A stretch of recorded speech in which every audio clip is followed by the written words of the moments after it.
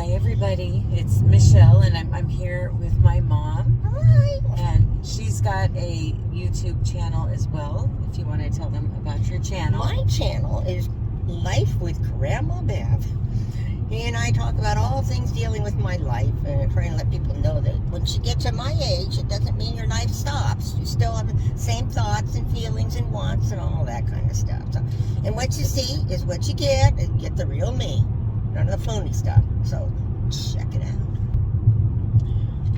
So when I did this post about this video, I posted the picture of you and I in Vegas that night that we were out partying. Mm-hmm. And my friend Kristen said, you know, did you ever decide what to drink? Or could you not decide what to drink? Because there's so many glasses in front of us that are empty. And so I would say that that night we were with my husband Brad and her husband Bob, and we were all drinking, and we were drinking a lot. We didn't just have one drink each. Right. And so we did not have a hard time picking what to drink. We were all kind of drinking the same thing all night. It's just we drank a lot. It was one of those unplanned things where we went to dinner, and where did we go? We went to the Golden Nugget, right? Some restaurant in there. And it was really, really good. I think it was a Chinese restaurant. Yeah, I think so.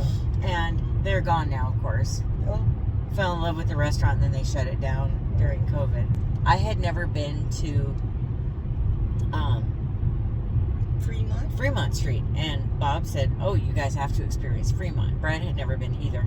So we went to go down there, and we thought, oh, we'll just have a drink. And then before you know it, we'd been there for 6 hours or something. We actually found a place to sit outside that, where they serve drinks, and we were kind of out, not outside, but, in the big Fremont Street that's covered. Yeah, and you could watch the bands and people dance, and it was in that spot where it was perfect. And next thing you know, we had probably too much to drink. At least we weren't driving, though. We had Ubered out there. But Bob was on the phone calling 8675309. Yeah. And when my mom dared Brad that he wouldn't take his shirt off and dance, he did. It was a fun night. I don't remember daring him to do that. Yeah. Oh my God. He said something like, would it be funny if I took my shirt off and started dancing like a stripper? And you said, oh, I dare you to do it. So he did. Because half the people walking around, are strippers, yeah. Yeah. Yeah, there's not a lot that you could do that would shock people. Not at all. If you could see the photos we took. Yeah, some of those photos I can't show you, but... Right. But that's not why you're here. And that was the We trip. digress. Yeah, and that was the trip where Brad and I decided to move to Vegas. Also, part of why I'm filming this in the car is my mom and I, on my main channel, we had drove across from Florida all the way to Vegas together on a road trip, and I filmed a lot of it, and we had such a good time, but we really got used to talking to the camera in the car, and it just seemed fitting that we do that here. And it was after that trip, right, that you decided to start your YouTube channel, I think. Yeah, I thought, well, okay, I got used to it. I hesitated when she asked, would you mind if we record the trip? And I don't want to be on camera, But then I got used to it. And now, like I say, I'm just myself. Like people, they don't have to watch. On to the questions. Do you remember the first book you bought me? Do I? Yeah. No. I bought you so many books. I had a lot of books. Yeah. If you think I have a lot of books now, I had that many books as a child as well. Do you have, memories in your mind of me being a big book lover as a child? Not really. Because we were always gone at the ice rink. Yeah. But you did. I mean, they'd be out of the bookcase on the floor, Well, yeah, and I remember my brothers are both hockey players, and we would do a lot of trips to Canada or all over the place, really, to go to games, tournaments, hockey camps, you name it. And I remember being in the back of your van Yeah, Ford Aerostar, I think it was, right? Yeah. Yeah. Reading like Sweet Valley High books and stuff like that. Just one right through another. Oh yeah, when you got to be like a young teenager, you read a lot more. I think I read it, but see, I remember I've got like a certificate from a library that, you know, how kids do, or can you read this many books in the summer, and I have one of those, so I remember reading a lot as far back as I can remember. Like, it just seems like, because I was kind of always by myself, wasn't I? My brothers were so much you were older. Always with me, but I mean, at home, I was kind of alone in my room a lot, so I felt like I was kind of off reading. And see what Michelle needs to get used to is, as I've gotten older, I don't remember a lot of things. I know. Which is probably just as well. It's kind of crazy though, because I'll think, you remember this? And she'll say no, and I'm thinking, am I crazy? And I'm thinking, how do you not remember is she that? making that up? Right. So I don't remember that. It's got to where I try to not talk about my memories as much, because I don't want to hear that they didn't happen, or, you know, like. No, it's not that they didn't happen. It's just I just don't remember. But if somebody acts like, are you crazy? That didn't happen. Then it kind of makes you feel like you're crazy. Right. So I just find it's better to not bring up the past as much, you know, because everybody remembers everything differently, you know. Including your siblings remember things differently than you do for the same things going on. And it's that way with my sibling. Oh, yeah. I still find it shocking. I was with one of my brothers, and we were riding our bikes, and I hit the curb and flipped over on my bike, and I dislocated my elbow. And it was. I do remember that now. Not the last time I brought it up. Right, the first time you brought it up, I didn't remember. But now, you know, after that, I was thinking about it. And I thought, okay, yeah, I do remember that down there, down the road. Right. So he was so upset, and this was before cell phones. So he had to ride back to get my mom to take me to the emergency room, and he doesn't remember any of it. He says it never happened. I must be crazy. You know, that whole thing. I was just like, what? I think I would know if I dislocated my elbow or not. Like, it's not really something that you make up in your mind. But so yeah, I think siblings do it too. But it's just not fun when people, you know, respond that way to your memories.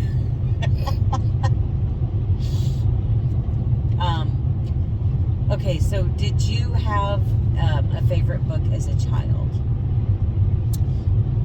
I had favorite authors because I didn't really own any books. I had one book, maybe 2 or 3 books, but the one I specifically remembered that I always kept, and that you have, you know, was the Nancy Drew book, The Hidden Staircase, One Mystery of the Hidden Staircase, right? And I have The Borrowers too. I like The Borrowers. I like Beverly Cleary books. You know, with Ramona Quimby. I have Ramona Quimby hairdo look. What was the one, or was that The Borrowers with the little people? The Borrowers. Okay. The little people. The little people. I mean, really little people. Little tiny people. Not just a bunch of little books. I read a lot as a kid. Now, did you have as many books as I did as a child? No. No. I just had. Oh, you just said you had one book or two books. Yeah. I don't remember any kid books though that I had. You know, from when I was little. So, you were saying the other day that you went to the library a lot? Once I was walkable, yeah. Back then, you know, they let the kids walk anywhere. And I walked like about a mile to the library, and I'd come home with this big load of books and go back within a week because I'd read them all. It's funny, I remember when I was a little girl, I used to ride my bike down to the 7-Eleven. You give me like $1, and I used to be able to get these candies where it was 5 cents a piece. And so we'd fill up these paper bags full of candy. And you give me $1 to go get my candy and share it with my friends and all that. And I was thinking, you know, you'd probably get arrested for allowing me to do that now. Not only being alone, no helmet, no... I'd be afraid to let you go there. No knee pads or whatever that, you know, they have to wear. But on top of it, I rode across a highway on my bike to get down there. And it's just funny. I never thought anything of it. And nobody would have thought anything of it back then, but No. I remember And we you're used still to, alive. oh yeah, I'm still alive. I used to run across, play chicken with the choo-choo train as it becoming. oh jeez. On the way to school. We walked to school, Yeah. which was about a mile. And You know, and when it snowed. yeah. No, we didn't live where it snowed. And then you look at the different toys in the kids parks that we all played on as kids, and they look like these death traps. I remember it was not unusual for a kid during recess to fall and be bleeding out of their head, or Break something. when you're playing tetherball, somebody get a bloody nose. Now that would just never happen, right? Can't allow any kind of And we anything had that's not dangerous safe. toys. So you've got 3 kids. You've got me and 2 boys, and all 3 of us are book readers. And I'm just curious how you accomplished that. Did you try to do I that? just don't know. You don't know. I mean, like I say, I bought them a lot of books, and especially around the holidays, I like to read to them. And, Yeah, because I know my dad's not a reader. and we spend a lot of time in the car, driving up to Canada and stuff from Washington for hockey games, and Yeah. so I don't know, it just kind of. Yeah, I was just curious if that was something that you were trying to, like so many people when they're pregnant, I want my kid to be like this, or it's like, did you want kids that read a lot of books? I think because I didn't have that many myself, that I was in this, I want to buy these books, I'm going to buy these books, So I just bought a lot of books for you guys, and it just happened. Now I don't read hardly at all, because I can't see that well. But you still read more than a lot of people do, because you'll read a handful of books a year, right? Maybe. Count on one hand. Gosh, this last trip you went on, or the one before, you read 4 books, I think, on that one trip. There's a few of them in that. But then Don't underestimate yourself. But then the next couple of trips, I brought books with me and never read them. So your favorite book as a kid was probably, I mean, I know the ones you owned, but your favorite was probably what, Beverly Cleary? Those Beverly books? Cleary books, yeah. And I think that the one that I owned, it was probably a gift from somebody. Yeah, because I remember the first book without picture pages that you read to me was Ramona. And that was probably because it was your favorite book. That would make sense. I think a lot of parents do that, don't they? Yeah. Now, what's your favorite book now, or do you? I don't really have a favorite one now. I read them, I like them, and then I forget what they were about. Yeah. A lot of the books I read now are books that he's read, Yeah. and she gets 5 stars too, and I figure, okay, I'll probably like that one, and I usually end up. Speaking of that, you liked Horror Store a lot, right? Yes. Okay. You have to read his new book, the How to Sell a Haunted House. Okay. It's really good. It's about these siblings who their parents pass away in a car accident, and they don't get along, right? They both think the other one was the favorite. That whole thing that siblings go through, and they have to figure out what to do with the house, and all this the house is haunted with these puppets and dolls that are haunted. It's pretty creepy, but it's very easy to get through because you want to know what's going to happen, and so I think you'd really like that one. Now, do you have any favorite book to movie adaptations? Like Stephen King, so many of his books become movies, or I usually haven't read Stephen King's books. right, but your I husband go to does. the movie. Yeah, I go to the movie and watch it then. Gosh, any favorites? I can't think of any. Can you? I know you really like Shawshank Redemption. Yeah, but I didn't read That's the pretty book. easy. I didn't read the book. I'm trying to think. Well, okay, I know you've read a lot of the V.C. Andrews books, and you've watched those movies. Yeah, there's something to watch late at night when I can't get to sleep. And do you like, okay, so am I going straight or turning? Left. Okay. Do you like the newer V.C. Andrews movies, or do you like the original 80s Flowers in the Attic? She's put me on a spot. So many questions for you. Oh, too much to handle in this brain. I don't know. I guess the books have finally gotten better. Oh, with the They're new coming out author with, that yeah. with the name, yeah. But I used to. Okay, we used to really like the Patterson books. Kiss the Girls and all those. Those were made into movies. Yeah. I don't like to see.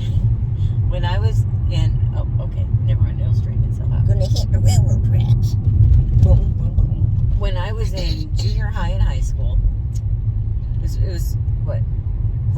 During junior high is when she married my stepdad, Bob. And Bob is a big book reader also. And so we used to go through, he would read a book, and if he really liked it, he'd give it to her. And then if she really liked it, she'd give it to me. And so there's quite a few books during that era that we all read. And James Patterson was definitely one of the authors. And Dean Koontz. And John Saul. John Grisham. Greg Isles. I don't remember. We remember that was closer. By then I was in college, but Okay. Bob would read them and give them to me. Gosh. Oh, David Baldacci. Yeah. We read some of his books. A lot of them. And then Stephen King, Bob would read those and say, I think you'd like this one. And then I would read them. But I don't think you read his books, did No, you? I had a hard time getting into his books. Yeah, well, And they were so thick. yeah. Yeah. He's got a writing style that you either love or hate, I think. And I think part of it is he goes off on such long tangents about things that, maybe too much character development or something for people. Or I'm more of a scanner. No, kind of. So you're a snowbird and you live in Yuma, Arizona half of the year. Where do you live the other half of the year? I live up in the Seattle, Washington area. Which is where I grew up. Yeah. And the summers there are beautiful. We really like it up there. We just don't want to spend the winters if we don't have to. And no, it doesn't rain all the time. It's just so many dreary days and Just cold. overcast all the time. Yeah, and cold. And this year they had a lot of snow though, and rain. They better, you always hear every year, well, this is unusual. Are there any books that you don't like? I guess I should ask you that. I don't like science fiction, sci-fi. I don't like those Marvel type things, any of that kind of stuff. I don't particularly care for romance that much. I used to always read romance when I was married to her dad, because I had no romance in my life. But once I met Bob, I haven't felt the need even reading that stuff. I guess before, I would kind of live vicariously through the characters in the books. And I wish somebody would look at me like that and stuff, But, and once I found somebody who really did love me and who I loved too, in all fairness, I had to go both ways. I just haven't felt the need for, I used to always read Danielle Steele. Oh, that's right. We both did. Mm-hmm. Yeah. Same for me. I used to love romance, and then I met somebody who treats me really nice, and I find them boring now for the most part. Or the book's boring. Yeah, or the books. The books now. Not our men. I get so irritated with some of the newer books because it's like, okay, this is 2023 now, and there's still books that really promote unhealthy relationships and act like that's the way it should be. And I don't understand how that. women should be treated. Right. And I'm thinking, okay, well, until people stop, yay, this book is so good, it's going to keep happening. Well, there are the women that are really attracted, always attracted to the bad guys in the books, or the people, and this is in movies too, that they end up having conflict with in the beginning. They don't get along, there's conflict, and then they end up falling in love, Wait a minute. Well, I was just thinking about that this morning. There's a movie from the 80s called Worth Winning with Mark Harmon in it. where he treats all these women horribly, and they decide to pull one over on him and treat him the way he treats them. I probably saw that. And so after all this lying and all this horrible treatment, at the end, he goes to the one that he did like and tries to get her to be with him. And of course, she folds and says, yeah, but no, nope. Somebody treats you that way. I won. Yeah, somebody treats you that way, and you go back. You're giving them a ticket to keep treating you that way. You have to end it and leave it ended. And I thought that's one of the many movies that really gave me the thought that you have to keep giving somebody who treats you horribly more chances. Oh, now I learned my lesson. Well, why'd you treat me that way in the first place? So I wanted to ask you, have you heard about this whole trend with and I'm sure it's been going on for a long time, but with banning books? So do you agree with making it to where kids don't have access to certain books in libraries and at school and stuff? No, I don't agree. Did you monitor what I read when I was growing up? I didn't have to. Why or why not? I guess. And didn't make a big deal out of it. Now they make a big deal out of it. So of course a kid's going to want to read it. Yeah, I mean, a lot of the books are more like historical books, and I'll say you're getting me political. And the only way it doesn't have to be political. It's just the only way you learn is from history. You got to know what went on, before. Right. So no, I'd say I don't agree with the banning of the books. Yeah. I remember people now, when they hear that you let me read Flowers in the Attic or Danielle Steele books or Jackie Collins books or the Harlequin romance novels, they think, oh my God. But I personally think it's wonderful that you did that, because I learned a lot more about life, but also I learned reading these books about adult relationships and what I did and didn't want and that kind of stuff. And I just, especially Jackie Collins, she really talks about how it's okay for women to enjoy sex, which was very taboo back then. And so I felt like, as far as being an equal as a woman and having my independence, I feel like those books really helped emphasize that. And I don't know that I would have learned that stuff without the books, So I think it's great that you let me read what I wanted to read. But you also, another thing that a lot of parents didn't do, you got me a book called What's Happening to Me about Puberty. And you got that for me way before I had puberty. I think I was like 7 or 8 when you gave me that book. And I used to read it, and so then when I did start puberty, I already knew what was going on. It didn't scare me or shock me, or and I always thought that was really cool too, that you were... I think those were the same books that my mom gave me. Really? Because when she grew up, it was really taboo.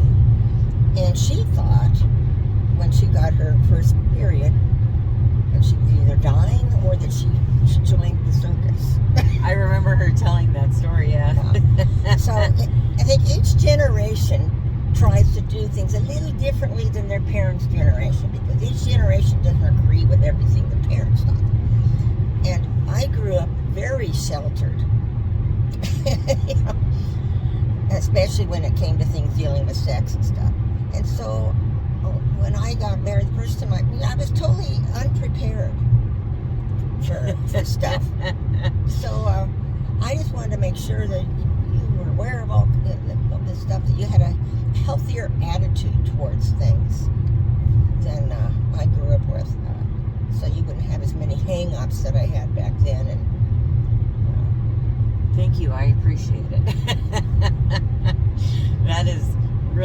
That really was helpful for me growing up, and so when I see parents now sheltering so much, I think, oh, okay, I'm not they're a parent. kind of going back to opposite. My generation wanted more free love, free this, don't wear the bra, you know, that kind of stuff.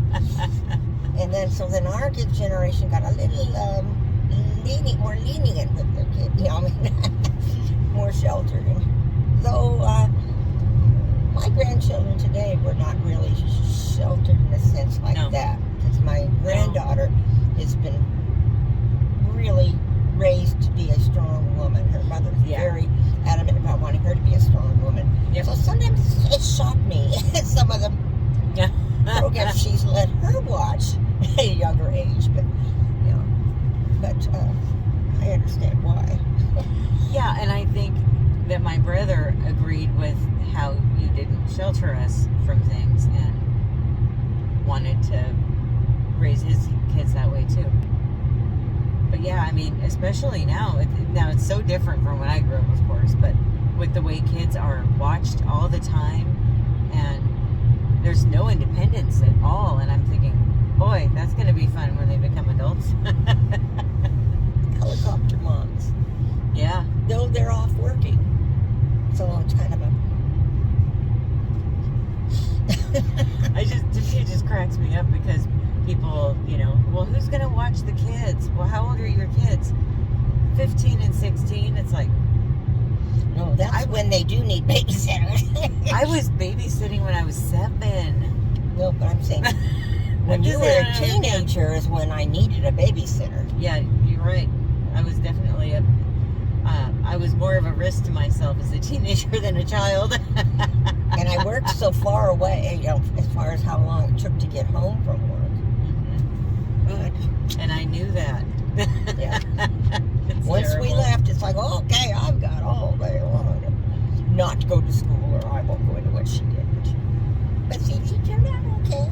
Turned out okay. But yeah, I guess I was what they now define as a latchkey kid, right? I came home, let myself in the house, did my own thing until you got home. Just dropped my lid. Is there anything else that you want to talk about with books? What's Oh, you mentioned the kind of books you don't like. What do you, I forgot to ask you what you like to read nowadays, because they don't know. Oh, I like a lot of the mystery books. In fact, that's a lot what Bob and I watch on TV. We like to watch, especially the English mystery programs, you know, like a BritBox and all that. So it's kind of like what I like to read now. Do you ever read Agatha Christie? I haven't. No. Maybe you should. Maybe. Do you like the English stuff? And what we like about the English programs is they don't. I should compare it up to in the U.S. when there's like a cop show or something. Any of the women in it look like models. They're wearing these real tight little T-shirts tucked in and all that, you know.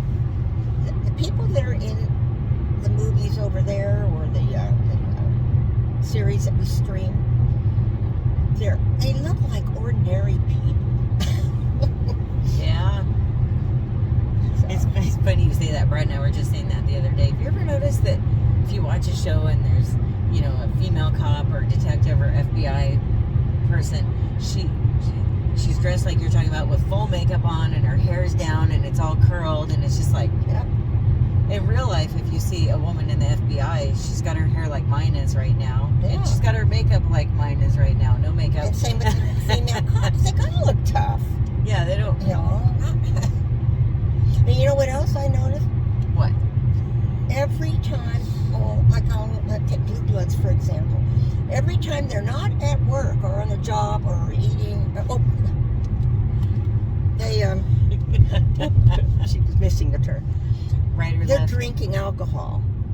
Right or always left? Right. After work, they're always going after work drinking alcohol. There's a lot of alcohol being, you know, drunk in a lot of the shows. Yeah, and I mean, you're not against drinking. You're not saying that. No. But it's like it's just a real habit. Like after work, you got to go drink. After this, like promoting that's all there is to do. Or yeah, they're drinking all the time, and so you'd think that they'd be half drunk all the time. Well, maybe they aren't. Well, that's all that I can think of to ask my mom about books. I hope you guys enjoyed this. I will put a link to her channel down in the description box if you want to give her a look. She does have a couple videos where she talks about books that she's read. But I'm not as good at describing books as she is. Well, thank you so much for watching. I hope you have a wonderful rest of your day or night. Happy reading. Bye.